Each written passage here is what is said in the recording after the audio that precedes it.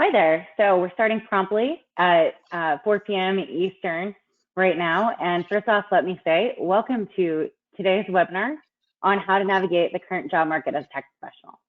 Thank you for setting aside some time out of your day to join us. Our speakers are really looking forward to jumping right in, so I'll keep it quick before I hand it off to our host, Phil. My name is Lindsay Lewis, and I'm the Brand and Content Strategy Manager at IT staffing and recruiting firm Motion Recruitment, the parent company of JobSpring and Workbridge, and the founder of Tech in Motion events. During these challenging times here at Motion, we've been inspired by stories of people helping one another and heroes emerging from unexpected places. We see the healthcare professionals and essential workers keeping us safe and supporting our families as we shelter in place, and we see the tech community pivoting to mobilize the workforce, combat security concerns, and provide or develop data analytics and products to help battle through the challenges facing us.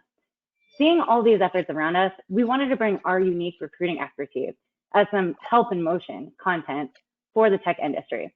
While we may not be on the front lines physically, we are excited to help our communities by contributing resources, insights, and data to help answer some of the most important questions we've been hearing day to day. This series is a part of Help in Motion, a collection of virtual events, articles, and guides to help the tech community through these uncertain times. For more information, you can check out motionrecruitment.com/help-in-motion. And I do want to note, while this is our first virtual event, our organization is not new to events in general. We founded Tech in Motion, which is an in-person event series with more than 200,000 members, where tech enthusiasts can learn from peers and leaders, connect with others in the IT community, and hear stories that inspire. Due to today's climate, Tech in Motion shifted to virtual events as of last week. And today, we're excited to follow in those footsteps as we go live with Motion Recruitment's first ever virtual event. Before we do that, a few quick housekeeping notes. You may notice that you've all joined this webinar in listen-only mode. Feel free to submit questions and comments in the chat box on your GoToWebinar panel. We'll do our best to address them during the Q&A session. Today's webinar will also be available on demand after the live session ends. You'll receive the link via email to view the video. Lastly, I'd love to invite you to follow us on social and interact as the conversation kicks off, either on LinkedIn or on Twitter. We're there. You can see all of our handles on the screen. So feel free to follow us and interact. All right, it's time to introduce our first industry insider, our host for the session, Phil Perkins. Standing at 6'3" and being a former college ball player, Phil might look like a fighter, but he was actually raised a Buddhist. He has, however, proven himself as a great partner in the trenches for our candidates and clients with a wealth of expertise in the staffing industry, as shown by his leadership roles across 3 major cities, specializing in working with software and data engineering and data science tech professionals and teams in the past 11 years. So without further ado, here's Phil to kick things off. Thank you, Lindsay. That was actually awesome. I was not expecting that that intro. Really appreciate it. But excited to be here with everyone today, and definitely thank you for the current listeners and potentially the future ones, since we are recording this thing. So on my end, I want to introduce the other folks that are going to be joining me for this call. I think it's interesting. We thought about tying in a lot of times in these Tech in Motion events, we tie in clients or candidates or external folks. But, you know, after doing a lot of soul searching on the message we wanted to portray, we really wanted to make sure that the most relevant information was out there. And I think one of the cool parts about all the people on this panel, but just in general, is they have a unique perspective in talking to 10, 20, 30, 40, 50 different companies on a daily, weekly, monthly basis across industry. So I thought, you know, definitely from a perspective standpoint, we pulled in some great folks. So leading off, we have Chris Wallach, who runs our Workbridge Philadelphia office as the managing director. And tech-wise, he's got a real focus on the sort of DevOps and data infrastructure world. And then out in Los Angeles, we have Samantha Schainerberger. She has a real focus on full stack software engineering with a real focus on the UI, sort of building that JavaScript front end side of the house. And then last but not least, we have Sandra Zwacky, who is out of our Washington, DC office, also as a managing director. And she really focuses on that security, cloud, networking, and definitely, you know, as we'll talk about, a very in-demand tech portfolio as well down in DC. So Thanks for joining us, guys and gals. So a quick agenda. We're going to just do a quick intro on the state of the tech industry and just the job market trends we're seeing. And then I'm going to break down and basically go through some different questions on industry and tech and salary and, compensation trends and navigating today's hiring process with each of them and really get their perspective. So to get things rolling, the state of the tech industry, what a broad question. I think if you're watching the news every night after you put the kids down, like myself, you're hearing all sorts of stuff. You're hearing more than 66 million US jobs are at risk of layoffs and every day more layoffs are happening. So there's that that innate fear. And then you hear things like, okay, Microsoft is slowing down on hiring. I think yesterday we saw Google froze hiring. It's like, oh boy, some of the big tech players are slowing down. Like, that's a little scary. And then the flip side of it, though, you see, countless companies. I think one we highlighted here, Slack, has more demand on its systems probably than ever. What company has seen a bigger 1 month jump in traffic than Slack? Probably, you can count that on your handful of fingers as far as just the demand that's been generated since we've all gone remote. So kind of, the spectrum of emotions and highlights are really in the headlines. And it's rare, I can't remember a time in my life where I've seen such a drastic sort of sway between extreme positive and extreme negative at the same time in the raw tech industry. So that's kind of the backdrop and sort of the purview of why we picked this topic. And I think a good lead in to so I wanted to jump in. Let's start. Okay, so what is the data telling us? So yes, obviously unemployment is is up for sure, and it is. It's just, truth be told, it's up. It's up in tech. If you want to go back to that last slide real quick, I just want to make a couple quick points on that. But that 2.4% is a 26% increase. It was 1.9% in February, but that is 45% lower than the national unemployment rate. And so the reason I think that's important is if you see, those are March stats. We don't have access to the April stats, but you can almost guarantee that there's going to be more unemployment in April than there was in March. But I think what will remain steady, and one of the key points in this whole thing, is that correlation between the tech rate and how much it increases versus the overall unemployment rate as an industry. I think you're going to see that it's significantly lower, no matter how far along that unemployment rate we progress.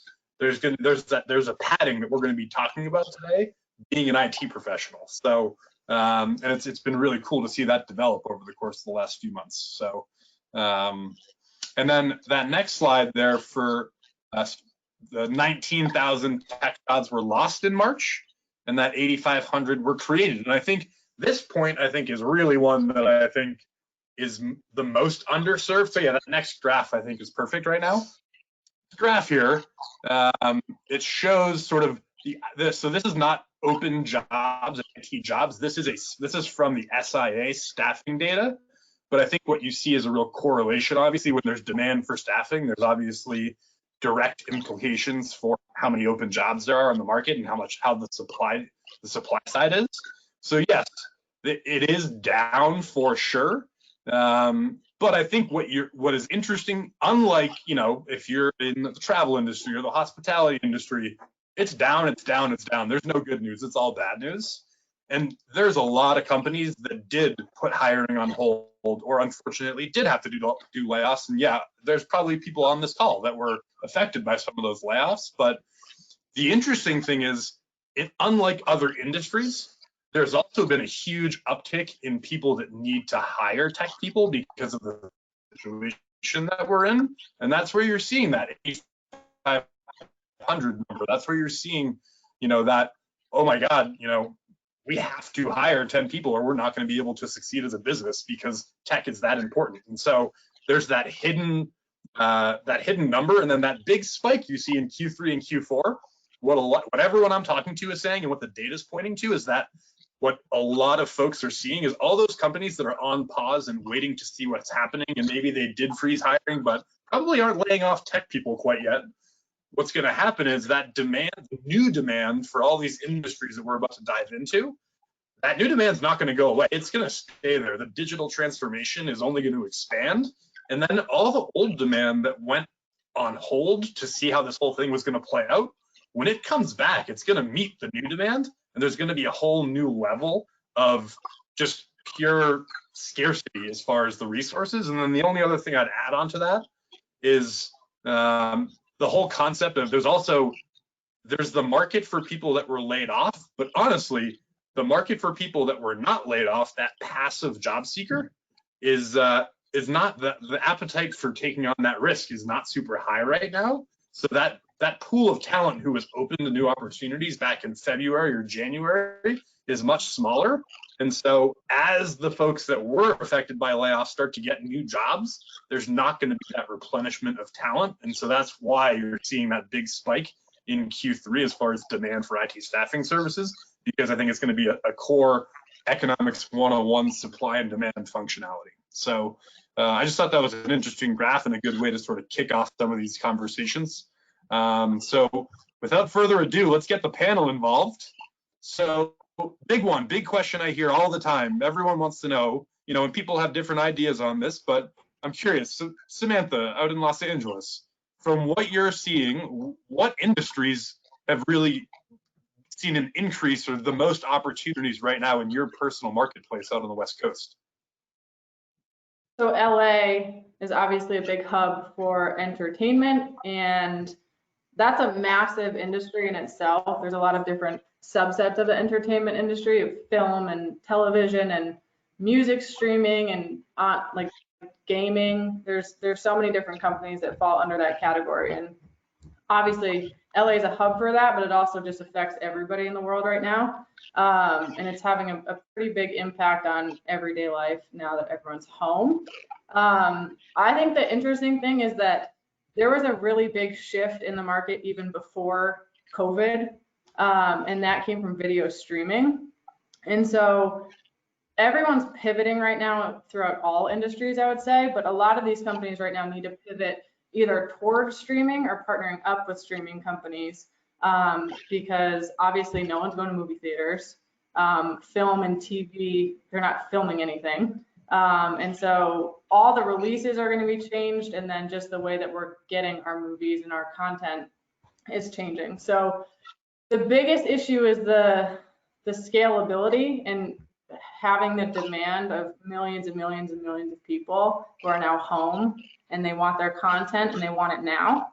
And so that comes with a ton of technical issues like bandwidth issues. There's so much network congestion. There's latency issues and security issues in terms of cloud storage and things like that. But the biggest thing is the user expectations.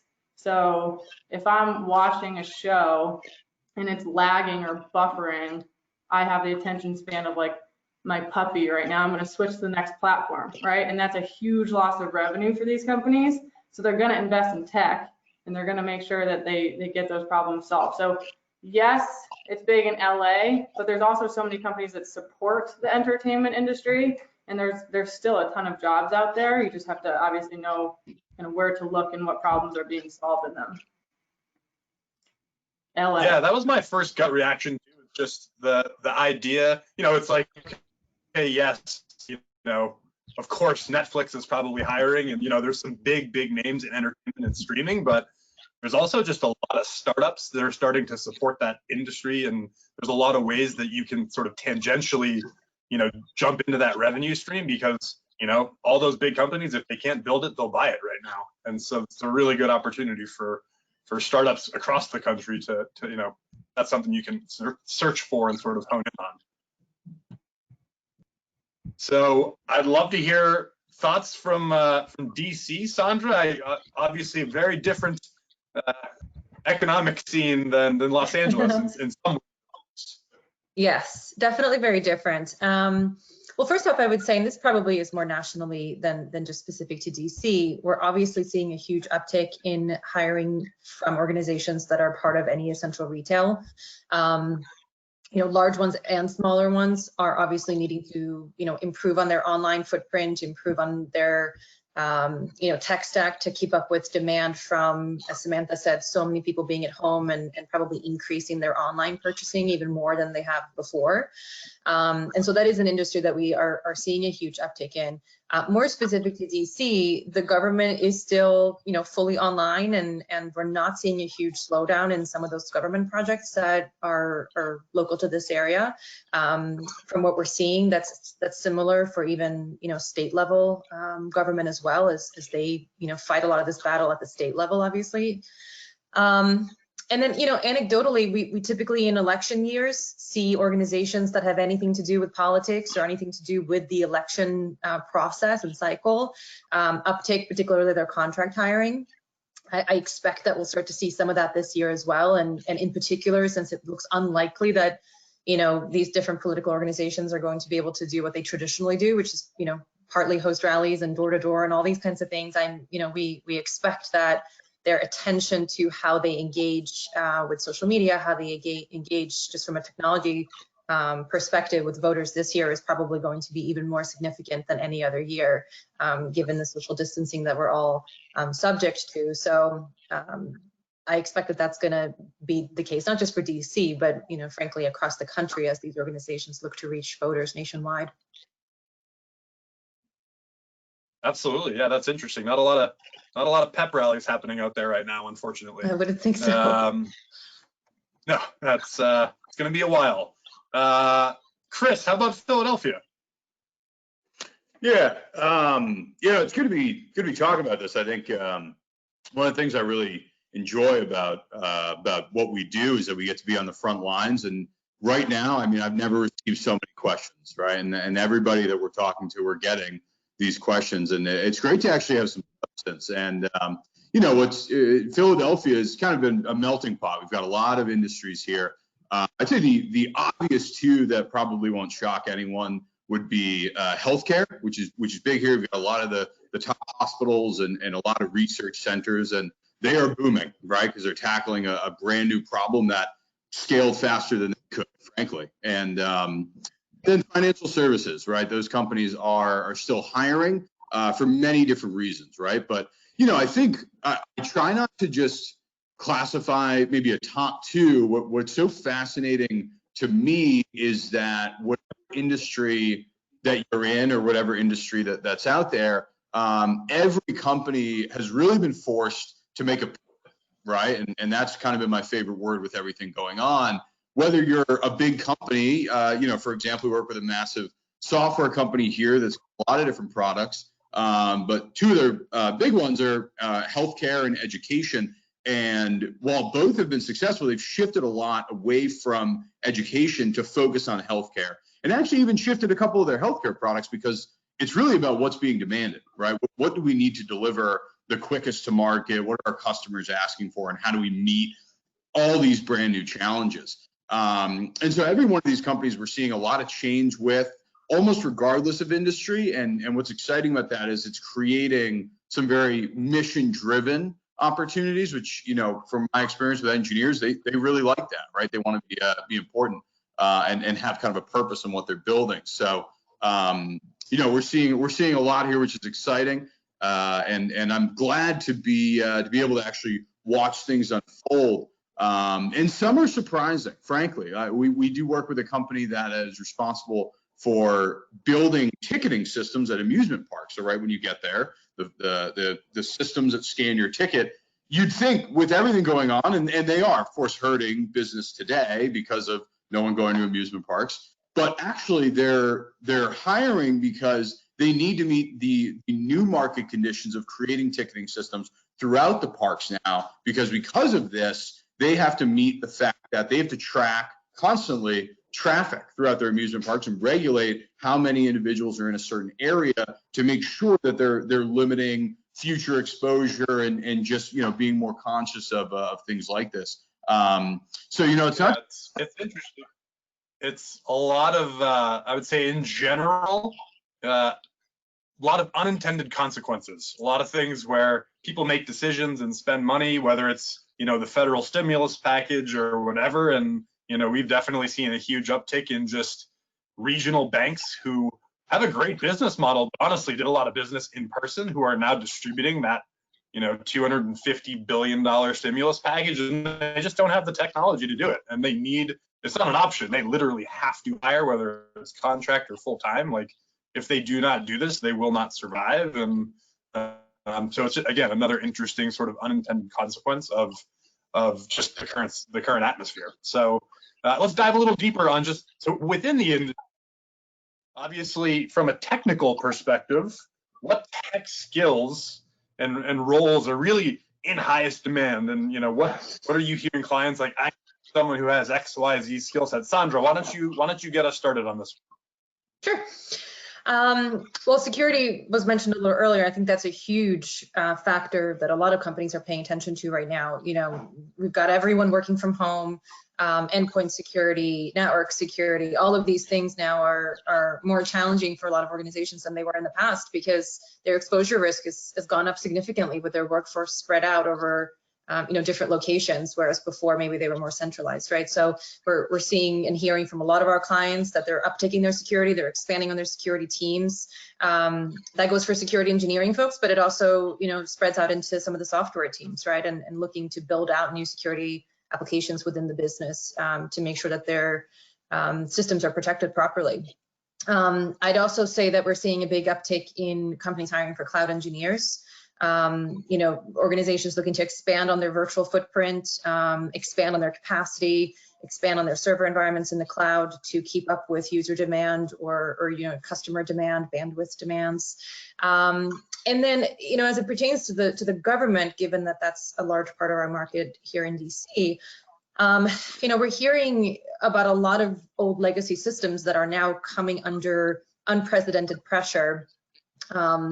Unemployment systems being one of them, where these systems are built with technologies that really are not designed for the level of traffic that they're currently getting, right? So we are seeing some opportunities for organizations that specialize in digital transformation, that are hiring to aid in those efforts to really bring some of these legacy government systems, both at the federal and state level, up to more modern standards with microservices and things along those lines, to really be able to support the efforts to manage through the COVID crisis from a technology standpoint within those systems.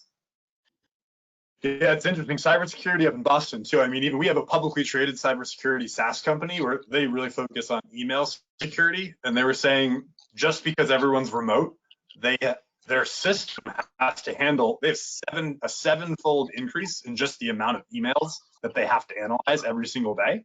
Like, you could have never predicted that was going to happen, 3 months ago. So there's just cybersecurity in general, we've seen definitely a big uptick. Chris, anything to add on that from your perspective over in Philadelphia? Yeah, definitely for demand we're seeing right now, I'd say DevOps and site reliability engineers are way up there. A lot of companies have not stopped hiring for those, and frankly added more, which makes sense. Not only the push to remote and supporting these distributed workforces, DevOps engineers become incredibly valuable, but also to make sure that we're maintaining as low operating costs as we can while supporting these new scales that we have to meet with so many more active users throughout the day. And that's kind of where the site reliability comes in too, and making sure that nothing is going down right now. Whether you're e-commerce, whether you're education, doesn't matter. Any downtime right now throughout the day, at night, is really affecting them. So I'd say those two are big.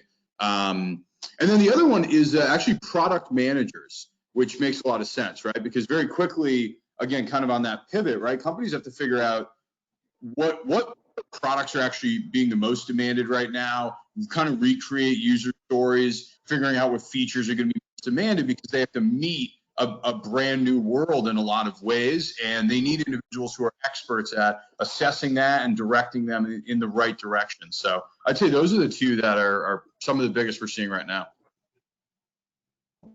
Awesome. Samantha, how about Los Angeles? Los Angeles and everywhere, we're seeing a lot of full stack engineers. There's still heavy needs there. I think obviously security here too is big, and just network and infrastructure, but A lot of companies aren't doing as much new development as before. They're really focused on making sure that their businesses internally are up and running, and then also focusing on what their clients want and what their clients are demanding. They need to prioritize what's going to make them money, obviously, right now. And full stack engineers are bringing this level of agility to companies. No one really knows what's going to come down the pipeline. So whether they need their UI rebuilt or fix their backend systems or their APIs, a full stack engineer can execute the entire process and really build out the end-to-end features of a system. And so they can help these companies stay more liquid and agile as they are meeting these changing market conditions that we haven't really seen before. So I think everything in tech right now is big, but we're seeing a lot of development roles still. Yeah, and I would say the other thing I would add, and sort of piggybacking on the product management concept, I think, you know, the fact of the matter is, with all the increased traffic, there's just so much more data that is going to be readily available and on these servers. So storing it properly and analyzing it properly. So, you know, we've seen a huge uptick in data science demand. Obviously, in Boston, there's a massive biotech presence. I was talking to a guy who actually was running one of the data science teams, analyzing the whole COVID response for one of the big pharma companies yesterday in my basement, which was kind of odd. But there's data science and data engineering and data infrastructure, and then they fuel that data up through the product managers, and those product managers have to use that data to then decide, all right, UX and UI and front end team, you need to build this new product, and, you know, cloud security guys, this data was wrong, so fix it. And so it really is, you know, it's interesting to see how many different facets of it are, but I would say, you know, that's the one I wanted to make sure we also hit on. But it really is across the spectrum. I think a lot of whatever it is, it's keeping systems up and running and then figuring out how to continue to monetize the increased traffic on your platform.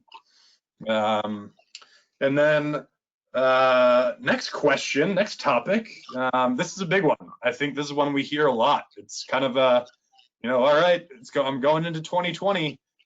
This was the year. I've been at the same place for 4 or 5 years. This was my year, and now this happened. Should I be open to searching? You know, is it a bad idea? Is it a good idea? Am I dumb for looking for a job right now? I feel like I have that conversation 5 times a day right now. And you know, there's no right or wrong answer to this, but I think there's some good strategy that I want to talk through. Chris, I'm sure you've been having this conversation. What do you feel like? What are the main points that are really landing with people that you feel like we should discuss? Yeah, you know, immensely common one. You know, you got to be smart, right? This to me is not a yes or no question. It's very situational. It's up to the individual. I think you mentioned it, Phil. You know, part of what we are seeing, and part of what is going to launch the demand that we predict in the second half of the year and next year, hopefully, is that a lot of the job seekers, you know, that we'll call passive job seekers, which is a lot of the market, they're less likely to look, right? And most of those individuals were noticing an incredibly strong tech market, and it's like, why wouldn't you take advantage of it, right? Why wouldn't you keep your phone on in case, you know, Elon Musk calls, right? If you want to go get to Mars or something. And then, you know, they figured, I think that the consensus was, you know, I'll just stop looking because of the market. And then there's a lot of individuals with very, very strong reasons for looking around that are, because of this, not changing. And they're still maybe unhappy or unsatisfied with their job, whether it's short term, whether it's something like I'm commuting too far and I know that eventually I won't be working from home anymore, or if it's more long term, if it's career growth. You know, someone's been just maybe a senior engineer for 5 years and they don't see that next step, or no one talked to them about that. Again, good reasons to look right now, really.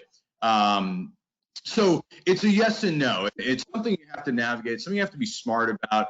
But I think what's most important right now is, instead of just saying yes or no, it's going to be a well thought out thing, right? Why am I looking? Understanding what you're looking for, and navigating the market the right way. What I will say, you know, about some of probably the pros from people that are looking right now is there's definitely less choice. And what I mean by that is, when the market's so good and there's really what's been an insatiable appetite for tech talent, companies would leave postings up for a while.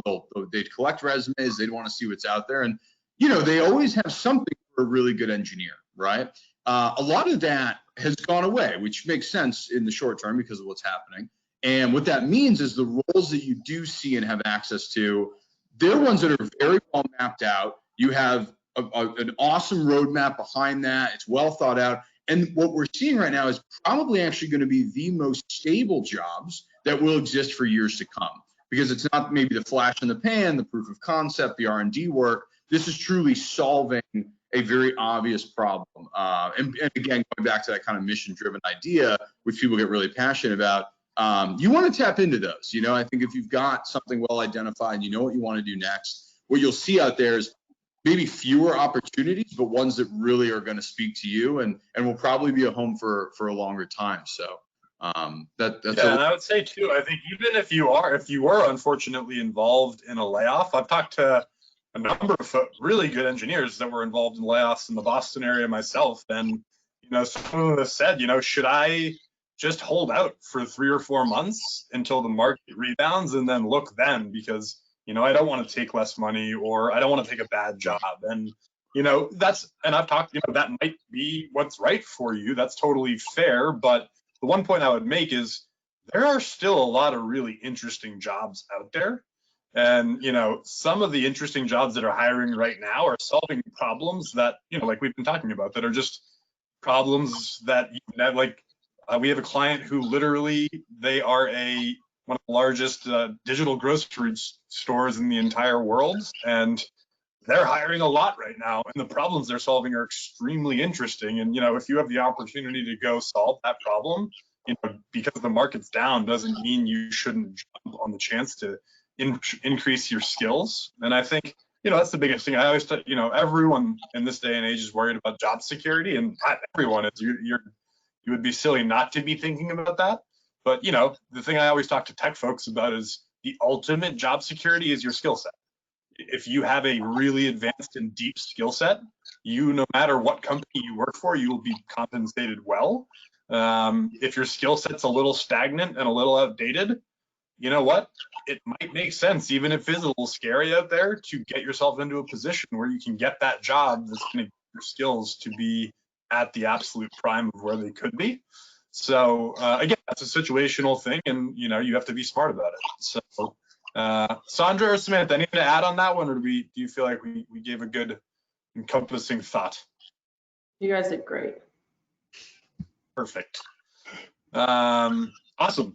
And then definitely kind of alluding to what I was just mentioning, I think the other question we get is, okay, should I look for a job? And then, all right, if I am going to look for a job, what are we talking about? Am I taking a pay cut? Am I taking, you know, are we looking at 10%, 20%? Like, what realistically, what's the market bearing from a compensation perspective? And I think we have some interesting stuff. Sandra, I think we were talking about some really, I would say, interesting stuff on this topic. You want to start us off here? Sure. Well, look, let me first acknowledge that obviously there are folks that have been impacted by furloughs and layoffs, and you know, that's not to minimize what that experience is, but you know, I would say that generally speaking, the market is holding relatively steady, right? I think it would be a mistake if you're a job seeker right now to make the assumption that because the global market or the national industries are overall down, if you look on the stock exchanges, and go into your job search assuming that you have to take a pay cut, because that's not really what we're seeing across the board. Now, again, there's going to be exceptions, right? There's going to be some organizations that think that based on what's going on, they quote unquote should get a better deal, right, when they're hiring a new person, and that people may be willing to take less money than they would otherwise. And depending on each individual situation, if you have been furloughed or you are in between jobs, you know, perhaps you'll have a slightly different approach. But what I would say is, you know, generally speaking, don't go into your job search assuming that you're going to have to take a pay cut, right? Let's still use common sense negotiation strategies when you're, you know, approaching your search and talking about offers. You don't go buying a car saying, I'd like to spend this, but I could spend this much. You'll probably end up spending that higher number, right? So, you know, I would advise people to approach their search not expecting to take a pay cut, and be prepared that you might have to, and think through if you're willing to or not. But I would not approach my search with the expectation that I have to, because I think if that's the expectation, if you assume you're going to, then I think you're in a much likelier position that you ultimately end up taking a pay cut. Yeah, and I would add just the other thing I'm hearing on sort of to dovetail off that is I think most, I would say, long-term stable companies that have hiring managers that have sort of been there and done that recognize that if you lowball or just give below market offers right now, the market is going to rebound eventually. And, whether it's Q3 or Q4, if you bring someone in at a lower salary than they really deserve right now, and then the market rebounds and it's Q4 and you spent the last 6 months training that person up, and then they leave for a better job, like, managers are pretty in tune with the fact that that's not something they're interested in. So most folks I'm talking to are very aware that, I don't want to be that person, and I want to retain that talent in the long run, and are sort of acting accordingly, at least, to date. That could change, in a month, but that's kind of a lot of what the drum people are beating in my circles, at least. Chris, I think you wanted to add something here too. Yeah, again, we're seeing it all, right? We're obviously, there have been layoffs. Luckily, tech has been resilient, which we're all fortunate to be part of. And there have been companies have asked folks to take pay reductions, and those seem short term and everything. The one thing I'd add here, and it was kind of to your point, Phil, is the one difference is right now there is very, very obvious demand that companies have to match. And so what that means is, in certain cases, a company is going to actually spend more than they would a couple of months ago on a role, because it is so much more necessary, and it's actually going to bring them more money, save them more money, whatever it might be. And so it could be folks are actually getting higher raises or offers right now if they're in these, I guess, what we'll call essential roles, right? For the non-essential, if you have a particular skill, absolutely, yes. 100%, right? And like for DevOps, I think is a good one. Security is a good one, where if a company doesn't have a good security engineer, and right now they're getting hit with more phishing and security scams than ever before, they're probably going to pay more for that individual, right? And then there's the for the non-essential roles, for the nice to haves, a company's going to have a harder time convincing their CFO, whatever it might be, to invest in that and to pay above market or even potentially a market rate, because companies are being smart too, right? They have to protect liquidity. They understand, we have to be safe. We don't want to lay people off. We don't want to put people in a bad position, which I love how many companies have actually said that. It's a very kind of in this together mentality, which I think is a fantastic response. And seeing companies do everything they can not to put people in a tough position or anything like that. But when they're looking at new hires, it's the business case has to be behind it. They have to really justify it. Of course. And then there's one last point on this, Samantha, I think on your side of things. Yeah, I think in terms of marketability, in terms of keeping your skills fresh, it's a good time for people to consider contracting that might not have considered it before. I think there's a lot of fear around contracting, with, at least what I hear is like, oh, it's not as stable as perm, or I want to make sure that I have job security, things like that. But I mean, in reality, a lot of perm people are being laid off right now, and a lot of contracting budget has not really been affected as much. So it's a great way to, number one, get your foot in the door for some maybe larger companies that they have a longer interview process, or there's more competition, things like that. Also, you have, I guess, is the stat that's contracting is dropping, or perm is dropping 40% less than contracting. So it's still a very stable place to be right now. And you can keep your skills fresh too, even if you look for a perm job after that. So I wouldn't sleep on contracting. Yeah, it's one of the things you'll see, and this dates back to the financial crisis in 2008 and 2009. Is a lot of times, individual VP of engineering, CTO, director of engineering, who has their own budget, can use their budget to hire contractors to get projects done. And that is outside the purview of maybe a CFO's headcount budget. And so point being is, if you want to get creative and you were impacted potentially by a layoff, or you want to explore a really cool new skill set or new technology, that is a marketplace that I think is still growing and there's opportunity in. So, don't forget about it. I think from a compensation and salary perspective, that's where you can probably potentially make an uptick if you have the right set of skills and you're in the right scenario right now. So, and then one of the last things, just before we do the overall Q&A here, the hiring process. It's obviously changed quite a bit. It's actually been crazy to see how quickly companies have successfully pivoted and been able to go from, I have so many clients who would have 3 months ago would have laughed in my face if I said, all right, you're going to make a full-time hire without ever meeting the person in person, and they're going to be happy and you're going to be happy. But they've done it, and it's been really cool to watch. But there's definitely been, I would say, some pitfalls and some things that we want to make sure that we're just covering that we can all really try and avoid. Sandra, I think you wanted to get us rolling on this topic. Yeah, sure. I think the big thing right now from a job seeker's perspective is just really vetting the companies that you're interviewing with. We are seeing a little bit of window shopping happening, right? So there might be some organizations that had plans for certain amounts of headcount this year.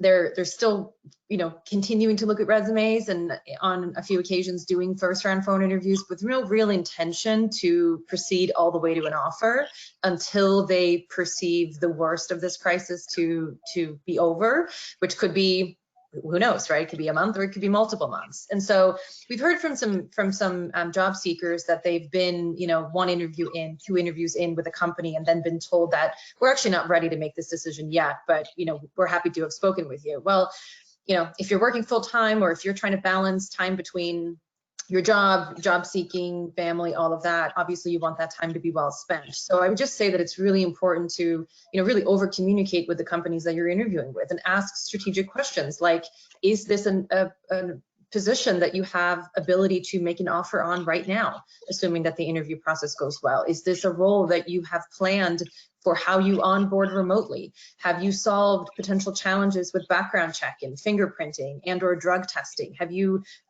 created workarounds for those for your onboarding process, so that you don't get too far down the line with an organization that doesn't have their ducks in a row, so to speak, and it ultimately ends up being a waste of your time? I think that's what we have to protect ourselves from if we're looking for new jobs in this market, since things are a little bit unorganized within some organizations.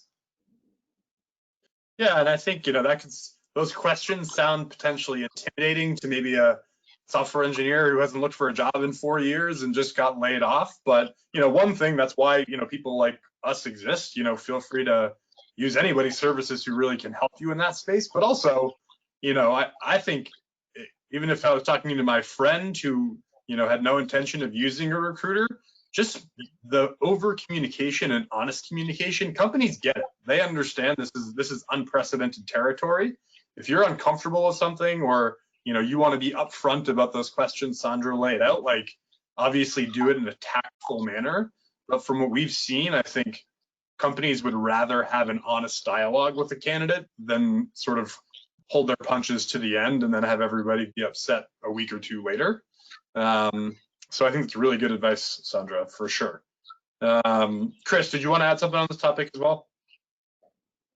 Yeah, this changed, like you said, just immediately and drastically. And I think it's one of the things that we're going through that's, because we're going through, is actually going to increase efficiency down the road when we no longer have to do that. And your point on communication is spot on, right? Where it's not just I'm the interviewer, are you a good fit for the job, check or not? And as the interviewee, is this a place I want to work, check or not? It's got to be a conversation, and you've got to bring in a lot more actually to remote interviews than you would when you're meeting in person, because even when you're over a video, there's a lot of nonverbal communication you miss. It's hard to demonstrate excitement. As you mentioned, people are slightly less comfortable maybe in asking certain questions. And we've got to be stronger in that, right? We need companies that are willing to spend extra time with these candidates, because they're not sitting with them in person. You don't get to shake their hand.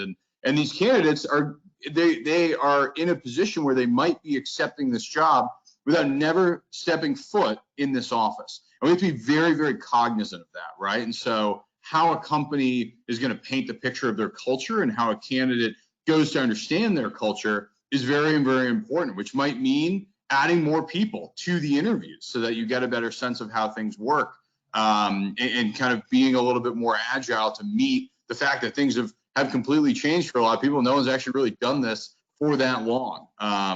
So, for candidates, I would just say you've got to do a little bit more prep, right? You've got to actually, when you're doing that video call where that final decision might come out right after, you have to have all your questions prepared. You have to really understand who this company is. What have I read online? What do I want to bring up in this conversation? What are the must-haves for me so that when I get out of this conversation, I'm actually ready to say yes or no if that decision is brought to me.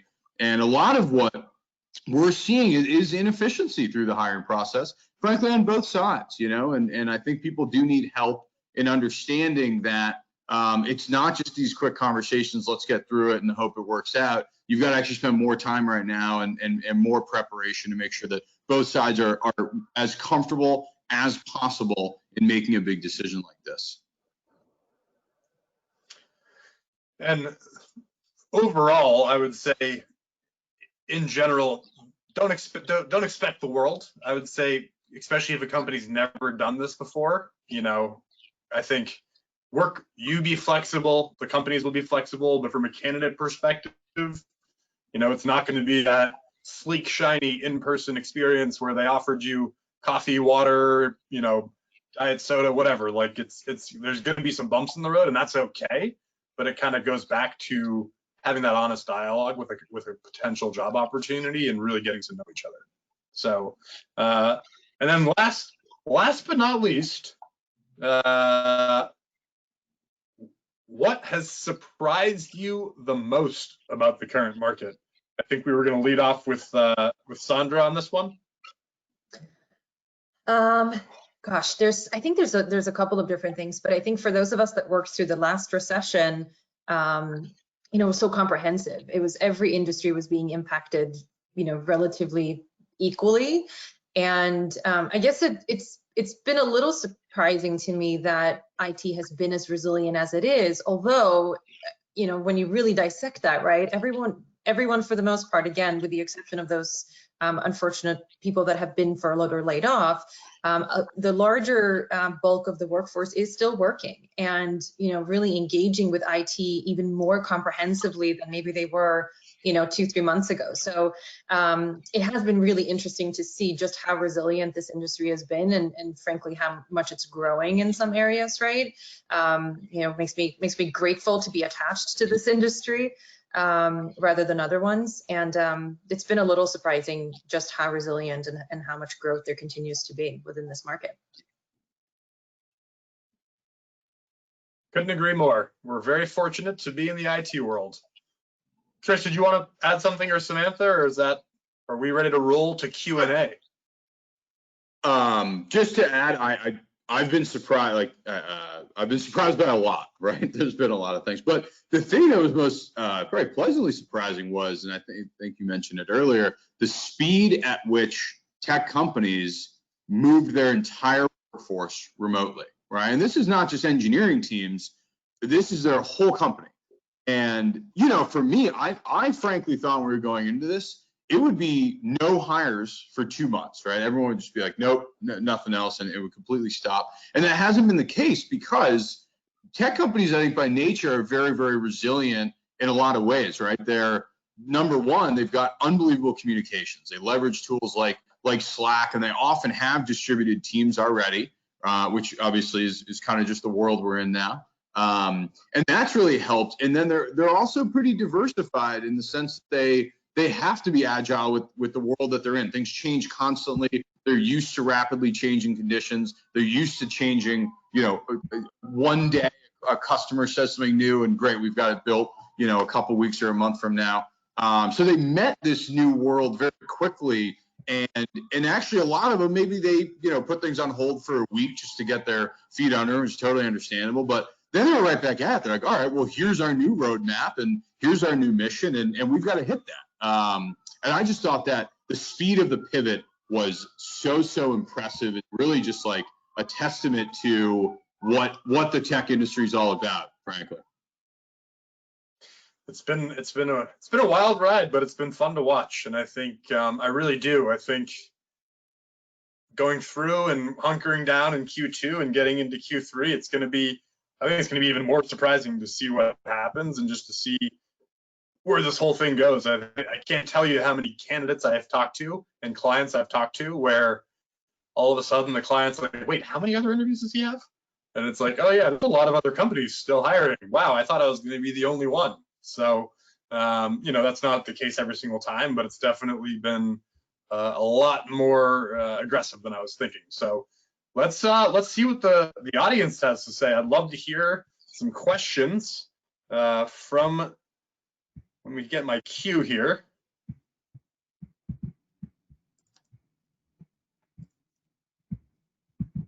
There's been a lot of questions coming in, so let me hop in and help you out here. One of the, well, you guys have been taking care of this whole conversation, so let's hop into a couple of these topics that I've seen here. One of the big ones that I have seen is how to increase your skill set. So I know that, for instance, and a lot of it is actually about contracting as well. So I know that Ted said, I feel like I need to increase my skills. I'm currently working as a computer teacher. Are there contract opportunities on certain days of the week? That's one of the ones that's coming down the pike. But we've got questions flying in, guys. Just want to let you know, we are hoping to do a part 2, and it looks like there's a ton of interest as well. So really excited to see all of this coming in here. So what are your thoughts on the appetite for contracting roles as far as full-time, part-time? What are you seeing from companies? That's from Abby. I would say, and I'll start us off here, but please jump in, team. It really depends on the problem companies are trying to solve, but a lot of the most urgent positions where people are saying, I have to solve this problem in the next 3 to 6 months or else I will lose revenue. We've seen a pretty big uptick in needing contractors. So things like, for contracting world, things like systems engineers and network engineers and cloud engineers and people basically that when you hit a button on your computer out there in the world or you hit a button on your phone out there in the world and a lot of people are hitting that same button at the same time, wow, the people that are making sure it goes to the right place and tells the proper data to go to the proper place, those are the people that are really I've seen a big uptick in the contract side of things where, that's just bad user experience where you hit that button and you're expecting your dinner to come and it doesn't. You're probably not using that website again. You're probably not using that mobile app again. So I don't know if you guys have anything to add on that, but I would say that those sort of niche technology problems that are short term tend to be contract heavy, whereas the more longer term, like this is going to be a multi-year, team, we need to just continue to build our overall capacity to deliver software. That's usually more on the full-time side.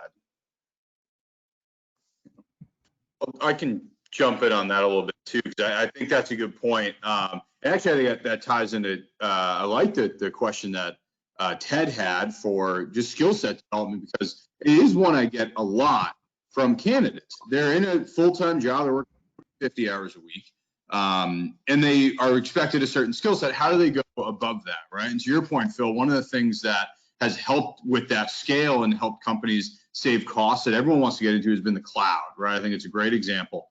Every organization's leveraging it in some way. And I think candidates are noticing, all right, if I don't get that experience, I am going to fall behind. But it's not always that easy to do. I often say engineers are like doctors. They have to learn brand new things every single year to keep up with new rules and new demand. And right when the cloud came out, all of a sudden every company wanted 5 years of cloud experience. And it's like, well, unless you're pulling from these direct public cloud providers, you're not going to find that. So I guess to answer your question, Ted, that you had was, I think for skills, it's got to be an evolution. It's not a light switch, right? So engineers are tinkerers, right? Start by tinkering, have a side project, do something at your house, spin up your own instance and start playing with whatever cloud you're interested in, right? AWS, Azure, Google Cloud, whatever you want, right? Start there. And then from there, you can often launch that into, all right, now that I've got my legs under me and I enjoy this, maybe I'll go pay for one of these certifications. Maybe I'll pay to take a more professional course, right? And so you've got that, you get a little bit more experience, right? And then the last piece is now I want to implement that in a production environment. I understand the fundamentals. I understand how these things work. I've played with it, but now I want to increase the scale. And I actually do think contracting is a great way to do that, where people look at contracting as an investment. So they say, okay, I'm going to take on the 6-month contract. I understand the risk, but I will get production level experience with that skill that I believe I'm missing. And then from there, I'll move into whatever full-time job I want. So I think people are looking for a light switch answer a lot of times with skills development, but just like anything, it takes practice. It takes repetition, right? If I want to get good at golf, I don't just call Tiger Woods and say, hey, play with me, right? I go to the driving range, I play around, then I go get a lesson, right? And then maybe I'll go put myself into a tournament or something and get a little bit more competitive. So that's kind of how I'd answer that. And maybe Sandra, you can weigh in as well, because I know that Jason actually asked a similar question along those lines, but specifically about sysadmin and being able to move up to the next level position. Yeah, sure thing. I think this was a question from someone who's a technical support engineer for 10 years, but wanting to make the jump to system administrator, if I remember correctly. So I hear that a lot from folks that are maybe more at the desktop level or support level, and they're looking to take that next move into systems administration or systems engineering. This might be a great time in the market to go out and apply for some of those jobs that 6 months ago you couldn't get application or couldn't get an interview for. I think with the passive candidate pool getting a little smaller right now, with some of those passive candidates, waiting a few more months before they look for a job again or before they're open to new opportunities again, there are going to be companies that are forced, for lack of a better word, to broaden their pool and to look at some candidates that maybe otherwise they would have said, oh, this person isn't quite where we need them to be, or they don't have the hands-on experience yet with systems administration. And that might get you the foot in the door that you wouldn't have otherwise gotten. But what I would say, though, generally speaking, is that I think part of the question also was, what about certifications? For the most part, beyond your standard Windows, and Microsoft certifications, it's not the top of the list from the clients that I work with for things that they look for. I would more so say that taking the time to set up a small environment at home to where you can showcase some of your systems administration skills in an interview based on what you've learned at home, similar to what Chris was touching on with practice. And then really thinking of ways to sell that in an interview, right? Because that skill set or that experience isn't going to show up on your professional resume in your job description. So you've got to practice and make sure that you know how to effectively sell what you know about that next level up, so that in your interviews you can make it clear to your potential future employer that while you may not have done that in a professional environment yet, you have a good handle on those concepts and the aptitude to learn on the job. And so I think it's part practicing at home and part putting your sales hat on a little bit, even though that might be uncomfortable, and really selling people on the fact that you can do that on the fly if you get the job. I hope that answers your question. Yeah, I think that's too. If I was a systems administrator, I think if you can get yourself, there's a million code camps online. If you can learn at least some scripting languages, or even object-oriented would be optimal, but even just scripting languages, or if you can get to the object-oriented level just from stuff at home and then make a GitHub and put that code out there publicly with your tech support background, and you apply for a sysadmin job with your GitHub on your resume, you'll probably get an interview. If you do the stuff Sandra was saying, you might just get that job. So I think we have time for just a quick one last question and then a wrap up. We had a question, is a front-end developer role still a good role to get into? So just wanted to answer some of those. And I think kick that to Sam, and thanks to Lee for submitting that question.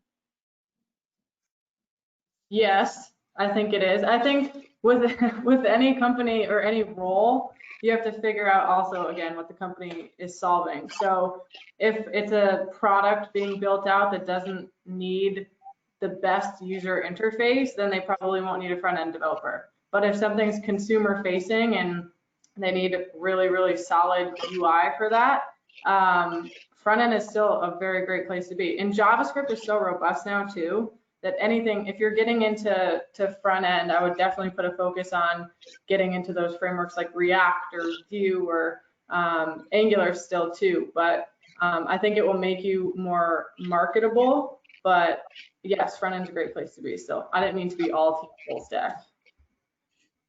Yeah, that's perfect. So we got a lot of questions about different technical skill sets, DevOps, product management, data science. We'd love to keep answering those questions for you. So definitely keep an eye out. We hopefully, with any luck and with all the interaction we've gotten, we'll be hosting a part 2 if the demand is there. So definitely that kind of goes into my next point as we wrap up. Please fill out the post-event survey if you can, just so we know what we might be doing next that could help you guys out the most and be of the most assistance in the current climate. Thank you so much for joining us in this conversation. And keep an eye out. We have some additional Help in Motion resources coming out with industry insights and data that we'll be sharing over the coming weeks, such as our job search toolkit for 2020. Hopefully those things will be helpful for you. And in the meantime, you can check out our tech salary guide, which is actually available in the handout section of GoToMeeting for some additional tech job intelligence and compensation data in the market. For any tech managers or senior tech leaders out there, or if anyone knows one they'd like to pass this along to, we're hosting a 2-part series next week on the state of the tech industry for employers, specifically talking about challenges and solutions for hiring managers, sharing what some of our Fortune 100 and local clients are doing, and answering some of the questions that we've heard in a similar fashion from clients about how to set yourself and your team up for success.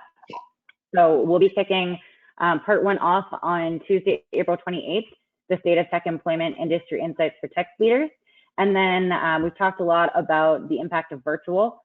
So we'll be doing one on Thursday, April 30th, specifically about that for the hiring managers and tech leaders out there, mobilizing remote work first. So make sure to follow us on social and check out the Help in Motion homepage for all our resources. We'll be following up with a link for the video for this session. Thanks again for joining us, and we look forward to hearing if you have any feedback or suggestions on the future event topics. And thank you so much to this awesome panel here, and appreciate all of your time. Thank you. Thanks, everyone. Thank you. Thanks, guys.